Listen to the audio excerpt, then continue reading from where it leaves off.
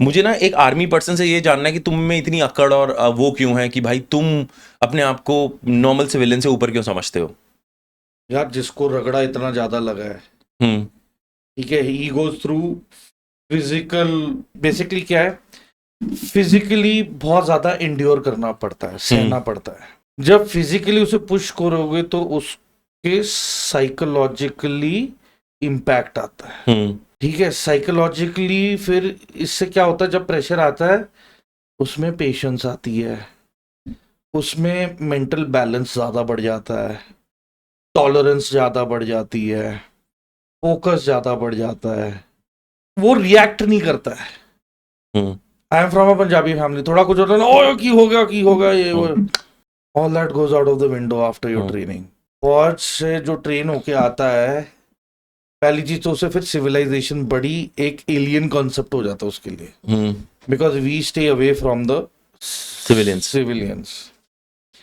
तो उसे लगता है कि भाई एक तो ये दुनिया अलग हो गई है, एंड जब आप मेंटली सुपीरियर हो जाते हो इतना रगड़ा लेके, एंड्योर करके, सह के, फिजिकली इतना फिट हो जाते हो दैट वो जब बाकियों से बात करता है ना तो उसे पता है कि ही इज द पर्सन और she is the lady officer जिसने 50 से लेके 100 किलोमीटर रूट मार्च किया है भाग के। उसके पीठ पे भी छाले हुए हैं, पैर की नीचे की स्किन पूरी उतर चुकी है, उसके नाखून निकल चुके हैं, पर उससे फिर भी अपना टास्क कंप्लीट करना है। So basically physical pain becomes immaterial. ठीक है, ऊपर से isolation becomes your best friend. If you have to sum the whole thing, you have said it in a very single line कि एक इस वजह से ना आर्मी लोग डिजर्व करते हैं और या फिर उनके नेचर में इनकलकेट हो जाता है। नहीं यार, रगड़ा लिया है, दे डिजर्व इट, क्योंकि यार अब हर एक everybody doesn't have that mental calibre to understand, to go through difficult situations नहीं एंड स्टिल बी हाँ हाँ, मैं एक व्यू दे सकता हूँ इसके ऊपर से। हम ना बात करते हुए चलेंगे इसके अंदर, ठीक है। मेरा ये व्यू है, जब मैं अपना सिर्फ एसएसबी क्लियर करके आया था ना, मेरे को, मैं वहां पर उसका मेडिकल होता है 15-20 दिन का, तो 1.5 महीना लग जाता है करीबन। तो मेडिकल में सुपीरियरिटी कॉम्प्लेक्स तुम जब कॉन्फ्रेंस इन हो जाते हो और उसके बाद तुम मेडिकल के लिए वो बैग वो चेंज हो जाता है, रेड वाला हो जाता है, एक सीना चौड़ा, तुम अपना हमेशा फॉर्मल्स पहन के घूम रहा हूँ भाई मैं, ठीक है। और जब मैं वापस आया, मैं डिसिप्लिन था। क्यों डिसिप्लिन था, I don't know, it is just कि वो मेंटल सेटअप एकदम रीवायर होता है, जिम्मेदारी आ गई।